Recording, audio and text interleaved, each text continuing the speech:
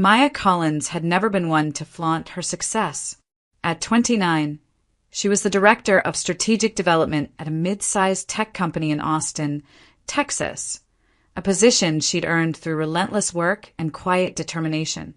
Her salary was more than comfortable, significantly higher than that of her husband Ryan, a software engineer at a local startup. But money had never been the point. She didn't marry him for status, and he didn't marry her for her paycheck. Their life together was built on small rituals: Saturday morning pancakes, shared playlists during late-night drives, inside jokes whispered over coffee. To Maya, that was enough. That's why Ryan's announcement on a mild Thursday evening caught her off guard. He was standing by the kitchen island, nervously twisting the wedding ring on his finger, a habit he had when trying to soften bad news. "Camilla's coming," he said, not meeting her eyes. "Camilla." Maya paused, setting down the dish towel she'd been holding. "Your sister, Camilla." He nodded, still staring at the countertop. "She's flying in from Istanbul. It's been years since she's visited. She'll be here this weekend." Maya wiped her hands and leaned against the counter. She had heard plenty about Camilla, the older sister who had married well, moved halfway across the world, and never missed a chance to remind people of both. Ryan had always spoken about her with a mix of affection and caution. She was, in his words, a force of nature, brilliant, opinionated, and at times unbearably condescending. "Well," Maya said, trying to sound neutral, "it'll be nice to finally meet her." Ryan hesitated, and that pause told Maya there was more. "There's something I should probably mention," he began, rubbing the back of his neck. "I might have simplified a few details when I told her about you." "Simplified?" Maya raised an eyebrow. "What does that mean?" He winced. "I told her you work in an office." "I do work in an office," Maya replied carefully, though she already sensed where this was going. "Yes, but I didn't mention the whole director of strategic development part, or the salary, or, everything." He let out a nervous laugh. "Camilla can be intense about these things. I thought it would just be easier." The words landed heavier than Ryan probably intended. Maya felt a slow, simmering sting spread through her chest. "Easier," she repeated softly, "as in easier than telling her your wife is more successful than you." "That's not what I meant," Ryan said quickly, stepping closer. "It's just, Camilla has strong opinions about people, and I didn't want to spend the whole weekend defending our choices. If she thinks you're just a regular office worker, maybe she'll keep her judgments to herself." Maya stared at him for a long moment. She wasn't angry, not yet, but the disappointment was sharp. She had never measured their worth in titles or paychecks. She didn't expect Ryan to boast about her accomplishments. But hiding them entirely? That felt different. It wasn't humility. It was shame, and not hers. "Okay," she said finally, forcing a small smile. "If that's how you want to play it." Ryan looked relieved, misunderstanding the tone. "Thank you. Really. It's just for a few days. She's staying with Mom, and we're going over for dinner on Saturday. I just want things to be peaceful." "Peaceful," Maya repeated, this time with a hint of amusement. "Sure." Later that night, long after Ryan had fallen asleep, Maya sat by the window of their small apartment, watching the glow of Austin's skyline in the distance. She thought about the woman she was, ambitious, driven, proud of what she'd built, and about the woman Ryan apparently thought his sister wanted to meet. It should have made her furious. Instead, she found herself smiling. If Camilla expected someone ordinary, someone unimpressive, someone she could look down on, then perhaps that was exactly what Maya should give her. Only not in the way Camilla imagined. It was a ridiculous idea, a little reckless, but deliciously tempting. A social experiment disguised as a family dinner. And by the end of it, Maya suspected it wouldn't be her who felt small. The next morning, the sting of Ryan's words still lingered. But rather than wallow in it, Maya felt something else brewing beneath the surface. Mischief. If Ryan was too afraid to tell his sister the truth about who she was, then fine. She would give Camilla exactly what she expected. Not just the ordinary office worker Ryan had described, but something far more exaggerated, a caricature so vivid that it would force Camilla to look at her own assumptions in the mirror. It began with the closet. Maya stood before rows of tailored blazers, silk blouses, and polished heels. The uniform of the woman she really was. Then she reached past them and pulled out what she hadn't touched in years. A pair of faded jeans with frayed knees, a shapeless t-shirt from a local market, and sneakers whose soles had started to peel. She dug through an old storage box until she found a weathered canvas tote she used to carry in college. It was frayed at the edges, one strap threatening to tear, the polar opposite of the sleek leather bag she usually carried to board meetings. Next came the makeup. She wiped it all away, leaving only a thin layer of tinted moisturizer. Her hair, usually styled into sleek waves, was pulled into a loose, slightly messy ponytail. She stared at her reflection and barely recognized herself. The woman in the mirror looked like someone fresh out of a part-time shift at a discount store, not the director who led high-stakes strategy meetings. She smiled. Perfect. When Ryan walked into the bedroom and saw her, he stopped dead in his tracks. "Maya, what on earth are you wearing?" "Just something casual," she said innocently, turning to face him with an exaggeratedly shy smile. "Casual." His eyes widened. "You look like, are you serious?" "You told Camilla I was just a regular office worker," she reminded him lightly, tilting her head. "I thought I'd dress the part. Don't you think it sells the story better?" "Maya," he sighed, rubbing his temples. "I didn't mean you had to go that far." "What's wrong?" she teased, raising her voice half an octave, practicing the soft, uncertain tone she planned to use. Is this too low level for her high standards? Ryan opened his mouth, then closed it again, clearly torn between frustration and disbelief. I don't want this to get weird." "It's just dinner," Maya said with a shrug, slinging the frayed tote over her shoulder. "What's the worst that could happen?" By the time they got into the car that evening, Ryan was still visibly uneasy. As he drove through the streets of Austin, he kept glancing at her, as if hoping she'd change her mind before they arrived. "Listen," he said finally, gripping the steering wheel a little tighter. "Camilla isn't a bad person. She's just particular. She likes things a certain way. She has strong opinions about people and how they live their lives." "Ah," Maya said, looking out the window at the fading orange sky. "So she's a self-appointed expert on how everyone else should live." Ryan exhaled. "Something like that." Maya smiled faintly. "Then I suppose this will be a very educational evening for both of us." As they turned into the quiet neighborhood where Camilla was staying with their mother, Maya adjusted her ponytail and rehearsed a few more lines in her head, adding a touch of provincial naivety to her tone. She wasn't nervous. If anything, she felt strangely calm, almost excited.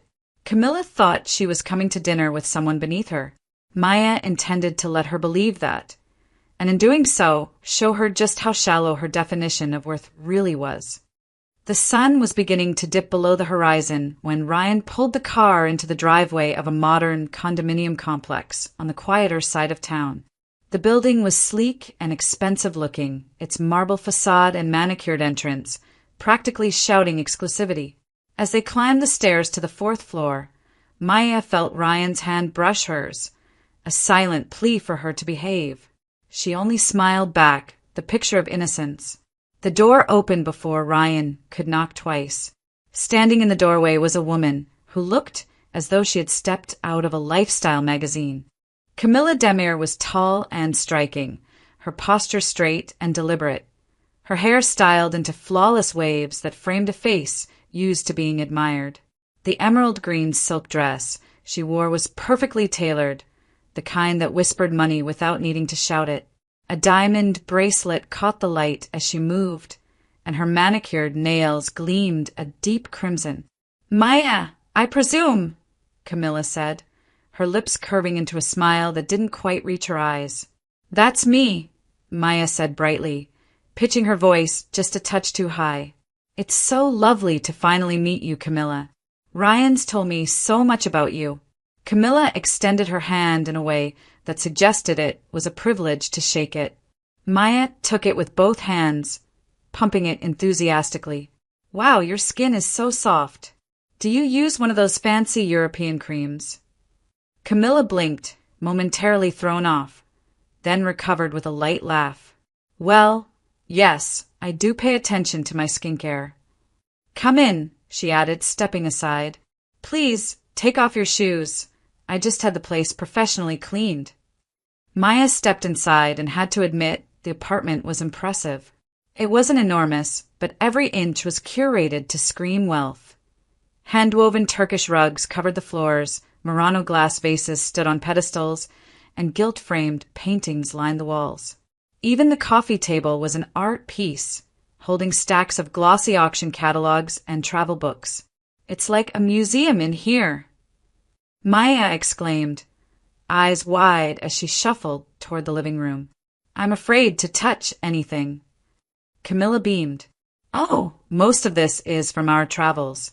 That vase is Venetian glass, and the painting over there is by a contemporary Istanbul artist, Kemal, and I love collecting pieces that reflect our taste." "Kemal is your husband?" Maya asked, pretending to forget the name Ryan had mentioned a dozen times. "Yes," Camilla replied, with the same tone someone might use to say, "Of course." "He owns a chain of luxury hotels in Antalya. We met at one of his properties. Love at first sight. It was magical." Maya clasped her hands together. "How romantic. Ryan and I met on the city bus. I had too many grocery bags, and he offered me his seat." The silence that followed was brief but telling. Ryan coughed into his fist, and Camilla's smile tightened by a millimeter. "Well," she said, "I suppose love finds us in many ways." "It really does," Maya chirped. "I almost dropped a bag of potatoes on his lap. Can you imagine? And now here we are." Camilla pressed her lips together and nodded, clearly unsure how to respond. She quickly pivoted. "Ryan told me you work in an office." "Oh, yes," Maya said, nodding eagerly. "I'm sort of an assistant. I make coffee, copy documents, answer phones, nothing too fancy." "I see," Camilla murmured, and there it was, the flicker of triumph in her eyes, the subtle exhale of relief. Maya could practically hear the thought running through her head. Of course. That makes sense. "It's close to home," Maya added, twisting the strap of her fraying tote bag for effect. "And the boss doesn't bother me too much. It's nice." "I'm sure it is," Camilla replied, her tone dripping with patronizing sweetness. She leaned back into the sofa, satisfied. From the look on her face, she'd already decided Maya was exactly who she wanted her to be. Someone unremarkable, unthreatening, and, most importantly, not her equal. And that was precisely what Maya wanted her to think. Once Camilla decided Maya posed no real threat, she relaxed into the role she clearly relished most, that of the worldly mentor, dispensing wisdom from atop a pedestal. With a glass of imported wine in hand, she leaned back in her chair and began to lecture, her tone dripping with the confidence of someone who had never once questioned her own superiority. "You know, Maya," she began, "in our time it's not enough for a woman just to get married and keep house. A woman must cultivate herself. She should read widely, understand art, follow culture." Maya widened her eyes, nodding enthusiastically. "Oh, absolutely. I read the back of cereal boxes every morning." Camilla blinked, then forced a chuckle, assuming it was a joke. Real art and culture," she clarified. "For example, Kemal and I attend auctions in Istanbul all the time. We've acquired some exquisite pieces. That painting on the wall over there, from an up-and-coming Turkish artist. Very exclusive." "Wow," Maya breathed. "Do you buy them because you like them, or—" "Well," Camilla said with a knowing smile, "partly because we appreciate beauty, of course. but also as investments. Art appreciates in value if you know what you're doing. She set her wine glass down and crossed her legs, the diamond on her ankle bracelet catching the light. Our apartment in Istanbul alone is worth about $1.5 million. Concierge service, gym, private pool, you name it. It's not for everyone. It takes a certain level of success to live like that. $1.5 million? Maya echoed, feigning astonishment. That's a lot of money. Is that like in dollars? Camilla gave a patronizing smile. Yes, dear. US dollars. Gosh, Maya said, biting her lip thoughtfully. I don't really understand money like that. How many potato bags could that buy? Ryan coughed into his glass to hide a laugh, and Camilla shot him a sharp look before continuing. Anyway, we're expanding. Kemal is opening a new resort in Bodrum this year. Just the construction alone is a $5 million investment. $5 million. Maya gasped, eyes wide again. Wow, that's so much. But, why? Camilla blinked. Why what? Why do you need so many hotels? Maya asked earnestly. I mean, you can only live in one at a time, right? There was a pause, just a second too long.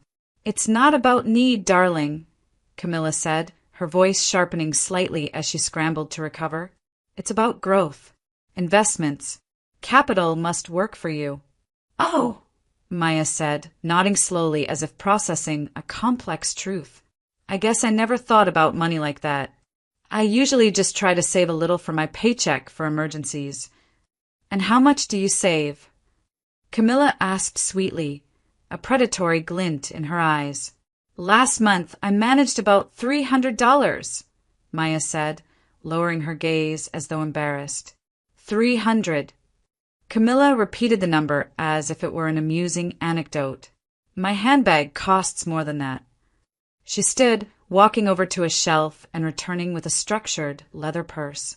Hermes Birkin, she announced proudly. $12,000. A birthday gift from Kemal. Maya took it reverently, stroking the buttery leather. It's so soft. What makes it cost so much? It's Hermes, Camilla said, clearly annoyed at the question. Prestige. Quality. Exclusivity. Exclusivity. Maya echoed. Does that mean there's only one like it in the world? Of course not, Camilla snapped. But they're made in small batches. There's a waiting list. Oh, like the new iPhones, Maya said brightly. They make just enough to make people want them more. Ryan nearly choked on his drink. Camilla's jaw tightened. It's nothing like that. This is art. It's taste. It's class. I see, Maya said, handing the bag back gently. I have one too. It cost about $50. But it holds way more stuff. Camilla snatched the Birkin from her hands, clutching it protectively, as if Maya's touch might somehow diminish its value. And for the first time all evening, her perfect composure showed a hairline crack. Camilla held the Birkin close, her lips curving into a small, superior smile. You know, she said, turning the bag slightly so the gold hardware caught the light. This costs more than what some people make in an entire year. Maya's eyes went wide, her expression pure awe. Really? Wow. Is it like the only one in the world? Of course not, Camilla replied, her tone betraying the faintest hint of irritation. But not everyone can get one. They're limited. There's a waiting list. Oh, like when Apple releases a new iPhone and everyone lines up because they only make a few at first. Maya said brightly. The room fell silent for a second. Ryan coughed into his sleeve to hide a laugh, but Camilla's composure faltered. It's nothing like that, she snapped. This isn't a phone, Maya. It's art. It's craftsmanship. It's a statement. Maya tilted her head. A statement about what? Camilla blinked. About you. About who you are, the life you live, the circles you move in. Oh, Maya frowned slightly. So if a person's, not very nice but carries one of these, people will still respect them? That's not the point, Camilla said, her voice rising half an octave. It's about presentation. How you present yourself determines how the world treats you. Maya nodded slowly as if taking mental notes. I always thought how you treat other people determined that. Camilla opened her mouth to reply, and then Maya's phone started ringing. The sharp, insistent buzz broke the tension in the room. She glanced at the screen. Oh, it's my boss, she said casually. Then she hit decline and slid the phone back into her bag. Camilla stared at her. Aren't you going to answer that? No, Maya said simply. It's after 6. I'm off the clock. Off the clock. Camilla repeated, horrified. But it's your boss. You could get fired for ignoring a call like that. Maya shrugged. Not really. Our company has a clear policy about work-life balance. I'm not required to respond to emails or calls outside of business hours unless it's an emergency. And it isn't. Camilla blinked at her as though she had spoken another language. That's ridiculous. If you want to move up, you make sacrifices. Sometimes that means giving up your personal time. Maya looked at her curiously. You think that's the only way? That is the way, Camilla said firmly, crossing her legs and straightening in her seat. When you're serious about success, you don't draw lines like that. You do what it takes. You answer the phone. For the first time all evening, Maya felt something inside her shift. Until now, the evening had been a game, a role she was playing, a mirror she was holding up. But now, as Camilla sat there lecturing her about sacrifice and success while wearing a $12,000 purse that someone else had bought, the absurdity of it all became too heavy to ignore. Her smile faded slightly. And that's worked well for you, she asked gently. Answering the phone? Making sacrifices. Camilla didn't notice the change in tone. Of course it has. Look at the life we've built. Our home in Istanbul, the hotels, the travel, all of it is because Kemal and I work hard and don't limit ourselves with silly boundaries. Silly boundaries, Maya repeated softly, mostly to herself. Ryan shifted uncomfortably beside her, sensing the air in the room change. Camilla, however, was too busy basking in her own sermon to realize the ground beneath her feet was beginning to shift. Maya glanced at Ryan, then back at Camilla, and felt the last threads of her patience begin to fray. The act had been fun while it lasted, but there were only so many sermons one woman could listen to, and Camilla had just delivered one sermon too many. The silence that followed stretched just a little too long. Maya sat back against the sofa, her expression thoughtful, her tone suddenly calm, too calm. When she spoke again, the sweetness and bumbling charm she'd worn all evening were gone, replaced by something sharper, steadier. You know, she began softly, I've been sitting here all night listening carefully, and I realized something. Camilla, still basking in her own self-congratulation, arched a brow.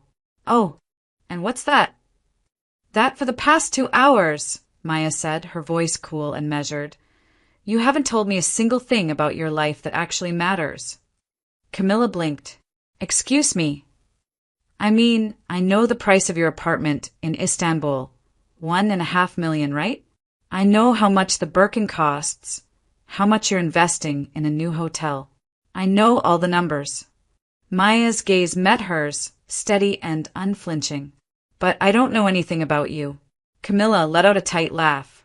I'm not sure I follow. Where's the joy? Maya asked. Where's the excitement? The passion? You told me about square footage and concierge services, but not about what you love about Istanbul. You told me about hotel chains and investments, but not about what inspires you, what makes you wake up in the morning. She leaned forward slightly. You haven't even asked your own brother a single question. Not one. Not how he's doing, not if he's happy, not what his life looks like now. The words hit the room like a gust of cold air. Ryan shifted beside her, clearly stunned. Camilla's smile faltered.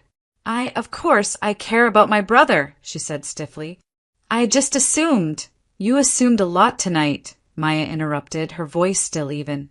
You assumed I was beneath you because of the clothes I wear. You assumed my worth based on how much money I make. You assumed that because I don't live in $1 million apartment or collect overpriced handbags, I must not have anything to offer. Camilla's face flushed. Well, you did say you're just a secretary. There it was, the sharp edge beneath her composure. Maya smiled faintly. Ah yes, the just a secretary part. Because that's the most important thing to you, isn't it?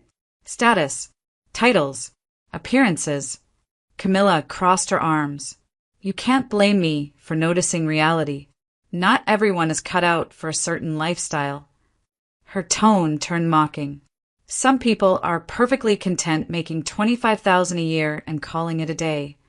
Is that what this is about? Maya asked quietly, proving that I'm not good enough for Ryan. Camilla's eyes narrowed. I never said you didn't have to, Maya said, her voice rising just slightly, though it never lost its calm. This whole evening wasn't about getting to know me. It was about measuring me, weighing me, deciding whether I meet your invisible standard. She tilted her head. And the thing is, you were never actually measuring me. You were measuring your own comfort. You needed to feel superior. How dare you? Camilla hissed, her composure cracking. You come into my home. You insult me. No, Maya said, her voice firm now. I'm not insulting you. I'm holding up a mirror. You've built your identity around things with price tags, bags, apartments, investments. But none of those things tell me who you are. They just tell me what you've bought. Camilla opened her mouth, then closed it again, words failing her for the first time that night. Ryan stared at his sister, then at Maya, and something in his expression shifted. A flicker of pride, maybe, or recognition. Maya stood slowly, smoothing the faded denim of her jeans. You wanted proof I'm not enough for him, she said quietly. But the truth is, I don't need your approval. And your opinion says a lot more about you than it does about me. Camilla's cheeks burned crimson, her mouth working soundlessly as Maya's words settled heavy in the room. The act was over, and the woman sitting before her was no one's fool. The silence that followed Maya's words seemed to stretch on forever. Camilla sat frozen, her manicured fingers tightening around the armrest of the sofa, her polished composure slipping away piece by piece. Ryan said nothing, his eyes darting between the two women, the sister who had always commanded the room and the wife who now, with quiet certainty, had taken control of it. Maya let the stillness linger before she spoke again. Here's the thing, Camilla, she said softly. Money is a tool. It's not evil and it's not noble. But by itself, it doesn't mean anything. It doesn't make you kind. It doesn't make you worthy of respect. It doesn't make you better than anyone else.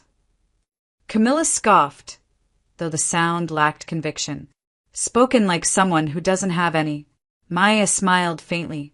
Oh, I have plenty. That's the part you don't understand. Camilla's head snapped up. What? Maya rose from her seat, brushing non-existent dust from her jeans. You see, I'm not a secretary.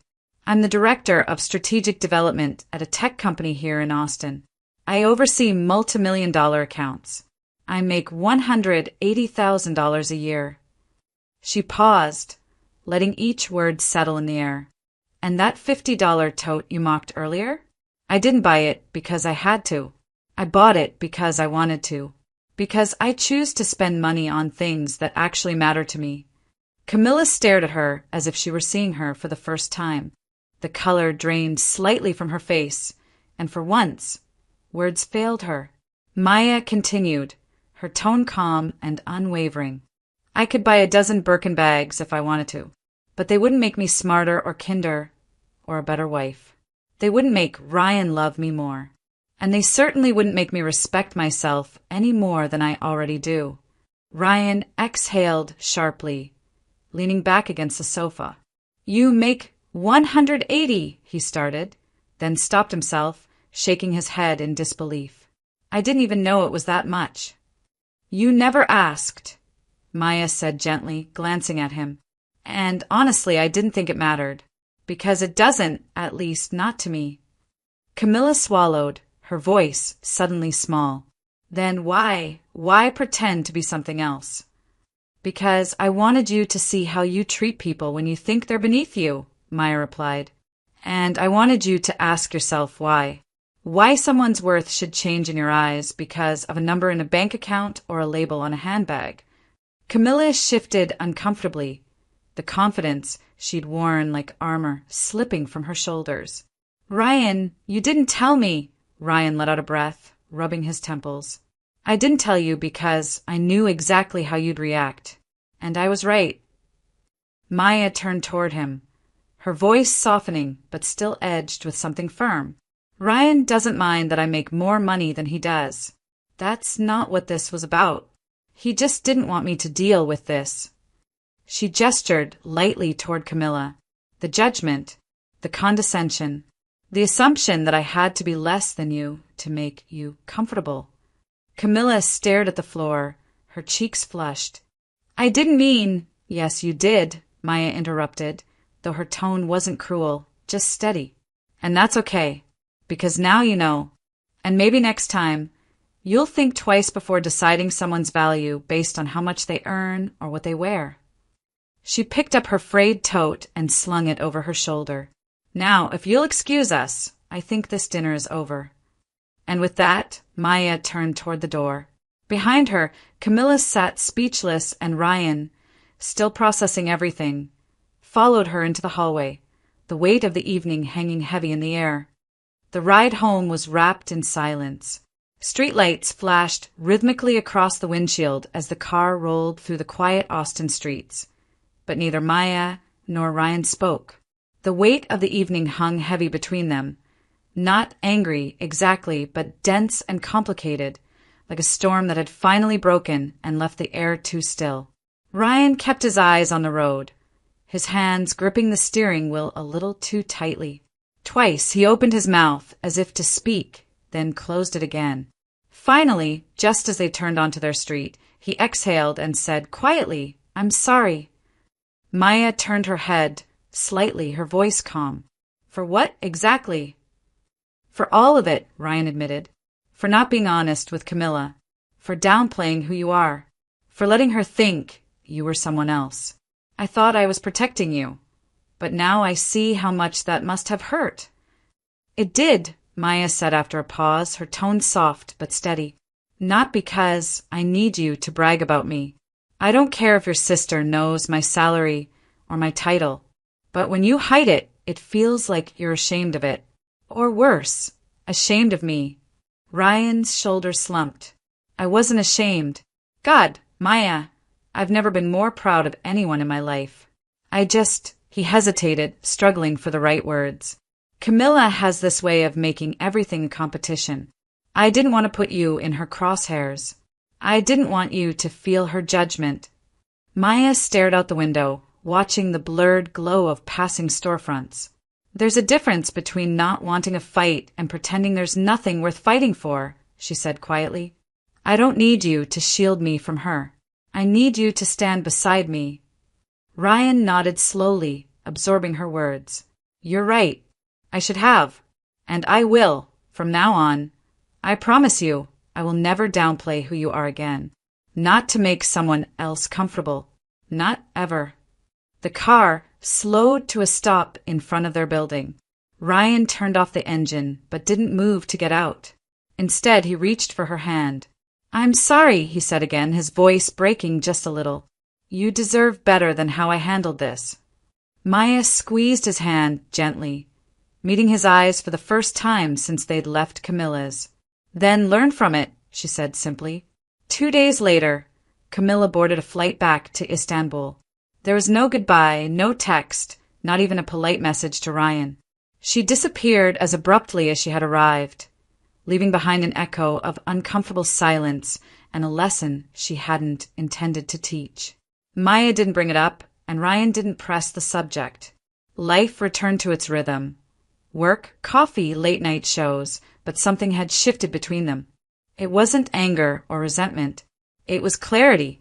They understood each other a little better now, where they had stumbled and where they would walk stronger. On the following Sunday morning, Maya woke to sunlight spilling across the bed and the faint hum of Ryan typing on his phone beside her. She rolled over, still half asleep. "What are you doing?" "Just posting something," he murmured. Curious, she reached for her own phone and saw the update a moment later. A candid photo of the two of them at a barbecue weeks earlier, Maya laughing mid-sentence, Ryan looking at her like she was the only person in the world. Beneath it, he had written a simple caption, "With the smartest, strongest, most extraordinary woman I've ever known." Maya felt her chest tighten, a slow smile spreading across her face. It wasn't about the title. It wasn't about the salary. It was about being seen, fully, openly, and without apology. And as Ryan slipped his arm around her and kissed her temple, Maya knew that for all the noise of that disastrous dinner, something quiet and real had come from it, a promise, and a partnership stronger than before. In the weeks that followed, life settled into its familiar rhythm again. The sting of that dinner faded into something quieter, not quite forgotten, but transformed into a lesson. Maya didn't speak to Camilla again, and Ryan heard only the occasional family update through their mother. But neither of them felt the need to reopen that door. The truth had been spoken, and once spoken, it didn't need repeating. Every now and then, Maya would think about that evening, about the perfectly curated apartment filled with expensive art, the $12,000 handbag held like a trophy, the endless lists of numbers and possessions that Camilla recited as though they were evidence of a life well lived. And each time, she felt the same quiet certainty settle over her. None of it mattered. Camilla could live in the most expensive apartment in Istanbul, host lavish dinners, and glide through life wrapped in luxury brands. But none of those things could hide the hollowness beneath, the emptiness in her words, the absence of warmth in her questions, the brittle fragility that came from needing the world to applaud you just to feel enough. Maya had once thought that winning an argument like that meant proving herself, listing her achievements, flexing her salary, matching Camilla fact for fact. But that night had taught her something deeper. She didn't need to prove anything to someone like Camilla. She didn't need her approval, and she certainly didn't need her validation. Worth wasn't written on a price tag. It wasn't stitched into the leather of a designer bag or carved into the marble walls of a luxury condo. It was measured in smaller, quieter ways, in how you treated people, and how you lifted others rather than looked down on them, and how you chose to define success when no one else was watching. And by that measure, Maya realized she had everything she needed. She had built a life on hard work and integrity. She had a husband who now understood, more deeply than ever, the importance of standing beside her. She had friends who loved her for her heart, not her salary. She had peace, the kind that didn't come from possessions but from knowing who she was and refusing to shrink for anyone. One Saturday morning, weeks after Camilla's visit, Maya found herself at the farmer's market downtown. She wore the same faded jeans and canvas tote she'd carried to that infamous dinner. No one around her knew or cared how much she made, what her title was, or what kind of car she drove. The vendors greeted her by name. A child in line ahead of her waved and offered her a slice of peach. A stranger complimented her smile. And in that moment, Maya felt rich in a way no handbag or penthouse could ever replicate. Camilla had walked away from that night, believing she'd lost the upper hand. But Maya hadn't set out to win a competition. She had simply chosen to stop playing a game that was never worth her time. Because in the end, money fades, fashion changes, and status can crumble overnight. But kindness endures, respect lasts, and dignity, once claimed, can never be taken away. Maya didn't need to prove a single thing. She had already won, in the only way that truly mattered.